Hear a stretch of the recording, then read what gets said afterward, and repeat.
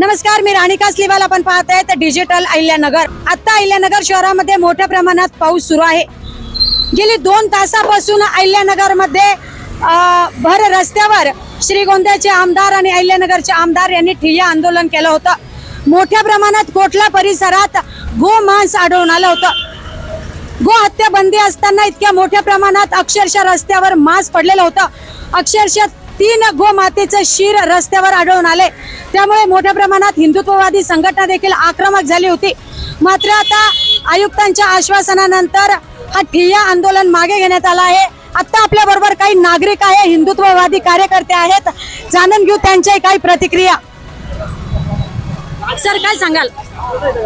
जे काही आज कोटला परिसरामध्ये घडलं, गोमातेचं शीर हे रस्त्यावर आढळलं, तर आम्ही पोलीस प्रशासनाला, महानगरपालिकेला वारंवार सांगितलं आहे की कोटलामध्ये, झेंडीगेटमध्ये, मुकुंदनगरमध्ये मोठ्या प्रमाणात गोवंश हत्या केली जाती आणि त्याचं जे काही वेस्टेज आहे ते सर्व इथं कोटल्या परिसरामध्ये साईडला आणून टाकले जातं. तर आज तोच प्रकार घडला की हे जे काही गायींचे शीर होते ते रस्त्यावर आढळले. त्यामुळे सर्व हिंदूंच्या भावना ह्या तीव्र होत्या आणि आमचे लाडके आमदार संग्राम भैया जगतापजी यांनीही येथे मोठ्या प्रमाणात त्याचा विरोध दर्शवला. तर आम्हाला एवढं सांगायचं आहे की ठिकठिकाणी मोठ्या प्रमाणामध्ये गोवंश हत्या होती, तरीही आज हे प्रशासन, महानगरपालिका तिथं कारवाई का करत नाही? नेमकंच हे प्रशासन झोपलेलं दिसतंय. नेमकं त्याला जाग आणण्यासाठी हिंदुत्ववादी संघटना काही आक्रमक पवित्रा घेणार का? हो, नक्कीच.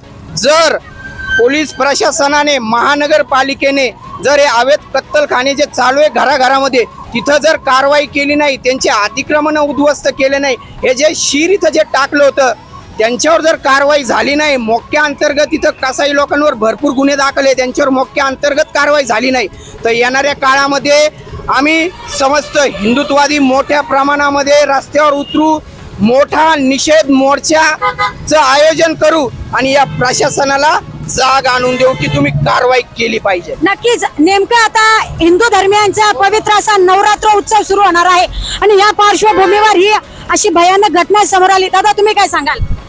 गेल्या अनेक वर्षापासून आम्ही या विषयामध्ये संघर्ष करतोय, पण पालिका प्रशासन हे जाणून बुजून या प्रश्नावर तोडगा काढत नाही. कारण की पालिका प्रशासनाचे आणि त्या कसाई लोकांचे काही आर्थिक लागेबंदी आहेत का, असा संशय आम्हाला या ठिकाणी व्यक्त होतो.